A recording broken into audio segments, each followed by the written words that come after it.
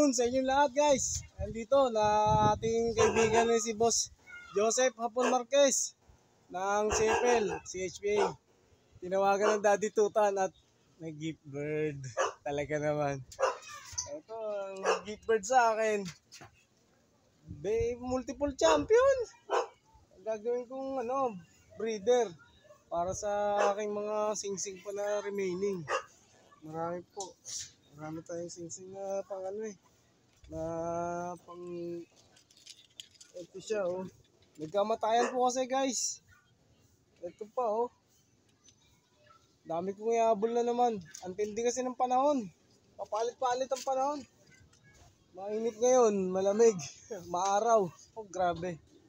Andito tayo guys. Ang ganda ng location niya Kitang-kita ang langit. Ang ganda ng lugar niya ba? Mag-alas 6 na yata, Boss Hapon. Oo. Malapit na pala mag-alas 6 pero maliwanag po yung langit. Ito nga ang Daddy Tutan na masyal na naman. Para sa ating konting kaalaman, ang ating Boss Hapon talaga po winner yan. Laging tinatawag ang mga ibon yan pagdating sa pooling. Pooling king ng CHA. Ayan po ang kanyang ang trapping system niya. May release door. Tapos, the usual nating ano ba tawag dito? Sputnik ba tawag dito? The traditional na naka-inclined na trapping, parehas kami. Ayan. Tapos gano'n na siya. Ang luwag Maluwag. Ang luwag. Mas masikip yung trapping ko dito. Almost mga 5, 6 to. 5. 1, 2. Para hindi alangan. 5 inches ang opening. Ayos. Ito guys napaka simple ng kanyang ang galing. Napaka simple ng kulungan niya. Ang akin kasi nasa taas, hindi ko ginagamit yung flyer ko. Dahil nga doon sa nagkaroon ako insidente na sumingaw siguro yung gamot ng farm. Kaya pag singaw ng gamot, lahat ng flyer ko yun, nangyari na. Ito sama sa mga magagandang loob. Parang orphanage. Gulong. Kasamang gugulong ang ating Team Gulong, shoutout sa inyo. Andito si Daddy Tutan sa loob ni Boss Hapon. Ito ating ang ating buhay pag-ibon ganito. Sadya po talaga kailangan ng sakripisyo. Buti may mga kaibigan tayo na nag-offer sa atin ng mga gandang bagay na talagang sadyang gusto rin na magtamasa si Daddy Tutan. Hindi lang gulong ang gagawin.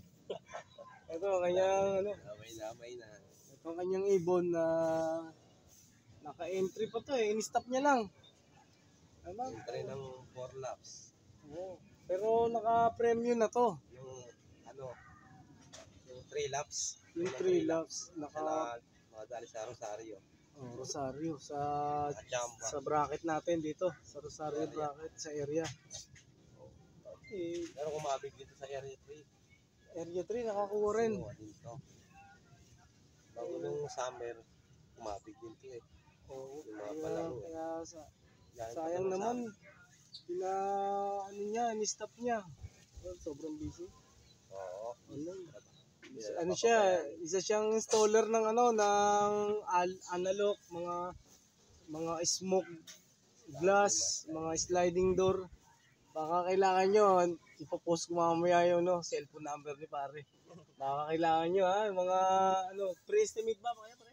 Yun, pre-estimate makakalibre pa kayo ng estimate para sa smoke glass nyo, yung mga sliding door, mosquito net, mga ganun, mga pantindahan. Nakita ko, meron pa kayong project doon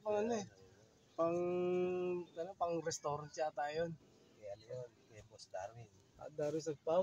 Bayan, Boss Darwin, nandito ako sa kaibigan natin. Tapos, nagkasakit hindi daw tapos yung project mo.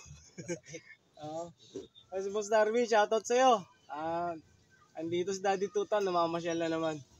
ang ating kaibigan nag-offer siya ng ng kanyang ibon para sa atin magamit. Laking bagay nun kasi alam natin na magiging maganda yung magiging linyada.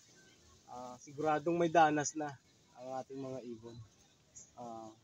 Salamat po guys sa ating pagkakataon na to na kasama natin ang champion ng uling si Boss Hapon. Salamat po. Thank you po. Subscribe. Salamat po. Subscribe. Salamat po guys. Mangarap lang tayo mangarap kasi libre lang yan. Pati pala ibon libre na rin. Thank you so much. God bless you all guys. More powers. Arigato.